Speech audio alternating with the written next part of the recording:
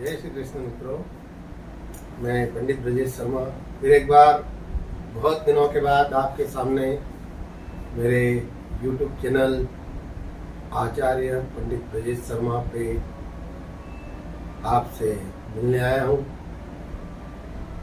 आपसे बातचीत करने आया हूँ, आपकी कई शंकाओं का समाधान करने आया हूँ।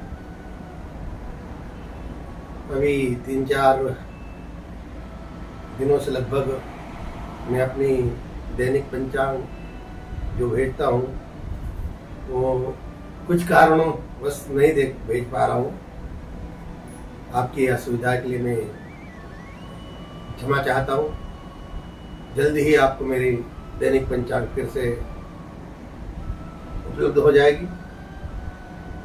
आज जो आपसे मेरा भेंट का विषय है वो विषय यह है कि दिनांक 19 तारीख को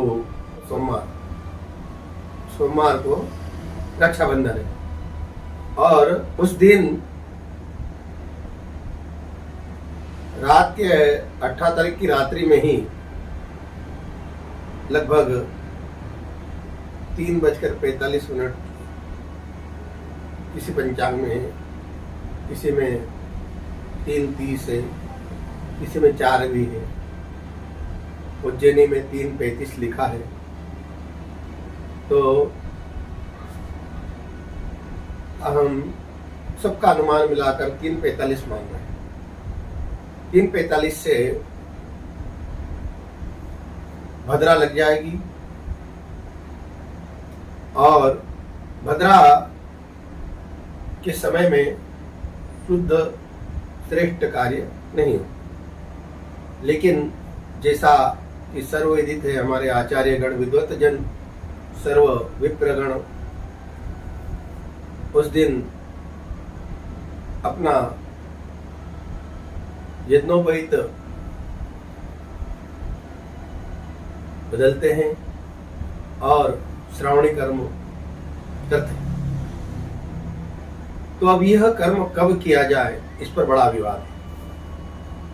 तो इसका उत्तर यह है कि उस दिन यह कर्म प्रातः 10 बजे से लेकर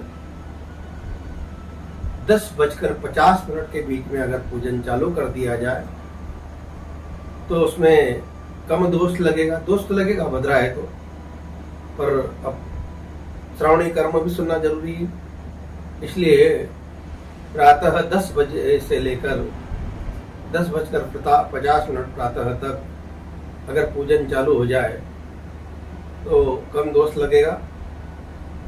और फिर उस यज्ञोपवीत को, उस जनेऊ को हमें दोपहर 1:30 पर 19 तारीख को जो है भद्रा समाप्त हो जाएगी और 1:30 के पश्चात हम उस यज्ञोपवीत को पूजन कर भगवान साक्षी सूर्य नारायण को दिखाकर धारण कर सकते। कुछ श्रेष्ठ विद्वानों का मत ऐसा भी है कि अगर किसी को शीघ्रता है, कहीं कोई विशेष कार्य से जाना है, कोई कुछ और कुछ कर्म करना है, तो वो 9:50 से लेकर 10:50 के बीच में भी उनकी पंचांग अनुसार श्रावणी कर्म सुनकर उस यज्ञोपवीत को धारण कर सकते हैं। पर देखिए, यज्ञोपवीत कोई सामान्य सूत्र नहीं है, ये ब्रह्म सूत्र है और ब्रह्म सूत्र हमारी रक्षा करता है, हमारे तपोबल को बढ़ाता है। इसलिए मेरे मत से तो इसे आप दोपहर 1:30 बजे के बाद ही 19 तारीख को धारण करें और रक्षाबंधन भी आप 19 तारीख को दोपहर 1:30 बजे के बाद ही भगवान पंचदेवता गणेश जी, लड्डू गोपाल, सूर्यनारायण आदि को बांधकर फिर अपने पूजनीय बहनों से अपने हाथ पर रक्षा सूत्र बंधवाए, जिसे आप राखी कहते हैं, उसे आप बंधवाए तो आपके लिए यह बड़ा मंगलमय हो। आशा करता हूं कि ये रक्षाबंधन का पर्व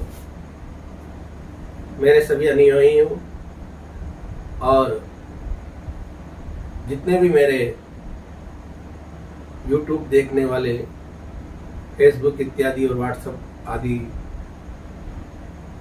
ग्रुपों से मुझसे या किसी भी तरह से मुझसे जुड़े हैं, इन सब के लिए खूब मंगलमय हो। भगवान आपकी खूब रक्षा करे। आगामी जो हमारी कार्यक्रम है, कथाएं हैं, इन सबको भी आपको हमारे YouTube के माध्यम से हम जरूर बताएंगे। एक जो संशय हो रहा है वो जन्माष्टमी के उपलक्ष्य में भी हो रहा है कि जन्माष्टमी भी दो आ रही है, एक 26 तारीख में आ रही है और एक 27 तारीख में आ रही है। 26 तारीख सोमवार, 27 मंगलवार। तो उस विषय में भी यह है कि 26 तारीख की रात्रि में रात 9:20 के बाद रोहिणी नक्षत्र लग जाएगा। भगवान के जन्म के समय में रोहिणी नक्षत्र का दूसरा चरण था,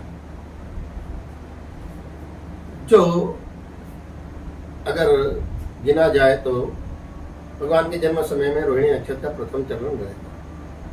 पर चूंकि रोहिणी नक्षत्र रहेगा उस दिन रात्रि में, तो कुछ विद्वानों और मठाधीशों का यह मत है कि सोमवार 26 तारीख में रोहिणी नक्षत्र होने से सोमवार के दिन ही जन्माष्टमी मनाएंगे। लेकिन कुछ विद्वान उदयात तिथि, उदयात काल को देखकर चलना चाहते हैं। तो उदयात तिथि में जो रोहिणी नक्षत्र है वो 27 तारीख मंगलवार को है, पर वो लगभग 2 घड़ी या 3 घड़ी या किसी किसी पंचांग में तो 1 घड़ी ही है। ऐसी स्थिति में रहेगा तो सही नक्षत्र हो, पर रात्रि लगभग 8 बजे तक ही वो मंगलवार तक रहेगा। और भगवान का जन्म भाद्रपद मास में अष्टमी तिथि में मध्य रात्रि के बीच हुआ था, ऐसा श्रीमद् भागवत के खंड में बताया। अतः यदि देखा जाए तो श्री कृष्ण जन्माष्टमी को मनाना तो सोमवार 26 तारीख को ही चाहिए, पर कुछ विद्वान जो उदयात तिथि और उदयात काल को लेकर चल रहे हैं और रात्रि में लगभग 9 साढ़े 9 बजे तक रोहिणी नक्षत्र रहेगा। और ऐसा माना जाता है कि जब सायंकाल की गोधूली बेला की 1 घड़ी बीत जाती है तो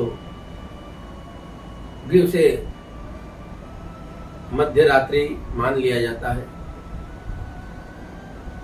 इस नियम को देखते हुए कुछ श्रेष्ठ जन, कुछ विद्वत जन मंगलवार 27 तारीख को भी श्री कृष्ण जन्माष्टमी मनाए।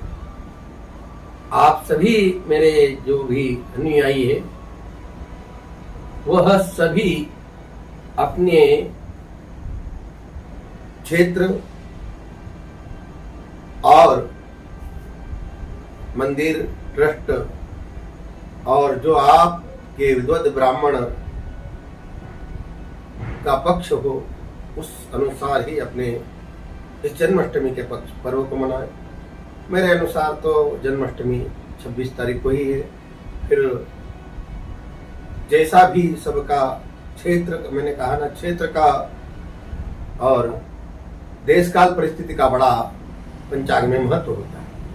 अतः देश काल परिस्थिति को समझते हुए यदि हमारे धामनोद क्षेत्र में भी 27 को मनाई गई तो हम भी 27 को ही मनाएंगे। तो जहाँ तक विद्वत जनों का मत है, यह पर्व 26 तारीख को ही मनाना चाहिए। आप सभी हमसे जुड़े रहे। हमारी किसी भी प्रकार से आप यदि हमसे कोई संपर्क करना चाहते हैं, कोई आपके जीवन में तन मन धन संबंधी समस्या है, किसी प्रकार से आपको कोई संकट आ रहे हैं, कोई शंका है मन में, समाधान शंका है, और किसी प्रकार से कोई प्रश्न है, तो आप हमसे सीधे संपर्क साध सकते हैं। कोई भी संगीतमय कथा, श्रीमद् भागवत कथा, शिव महापुराण, खाटू श्याम, नर्मदा पुराण, देवी भागवत, गौ कथा आदि इन संगीतमय कथाओं को आयोजन हेतु एवं समस्त भजन संध्या हेतु भी आप हमसे संपर्क साध सकते हैं।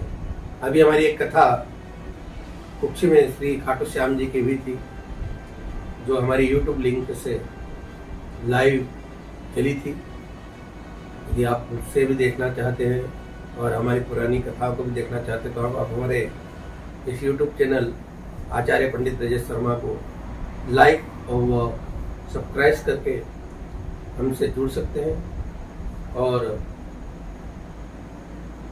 आप हमसे सीधे फेसबुक पे भी ब्रजेश शर्मा के नाम से मेरी आईडी है, और इंस्टाग्राम पे पंडित कथा प्रवक्ता के नाम से मेरी आईडी है, और व्हाट्सएप पे मेरे 2 नंबर है, आप लिख लीजिए, सुन लीजिए। पहला नंबर मेरा जियो का जो 8319046741, दूसरा नंबर आइडिया से 9826959386। दोनों नंबर संचालित है। आप इन पर उससे मेरे 2 बड़े अच्छे सत्संगी ग्रुप भी समूह व्हाट्सएप पे चलते हैं। जो पहला सत्संगी समूह है वो आइडिया वाले नंबर 9826959386 से चल रहा है, सर्वचिंता समाधान के नाम से। आप चाहे तो उसमें भी मुझसे जुड़ सकते हैं। दूसरा ग्रुप मेरा श्री गजानन सत्संग समाधान, ये जियो के नंबर 8319046741 से संचालित किया जा रहा है। आप इनसे भी हमसे जुड़ सकते हैं। यदि ग्रुप में आप शामिल नहीं होना चाहते हैं तो आप सीधे हमसे संपर्क साध सकते हैं, फ़ोन पर बात कर सकते हैं, किसी भी समय हमसे कोई भी परामर्श ले सकते हैं और अपने जीवन में अनेक प्रकार के संकटों से बच सकते हैं। जुड़े रहिए हमसे। जय श्री कृष्ण। राधे राधे।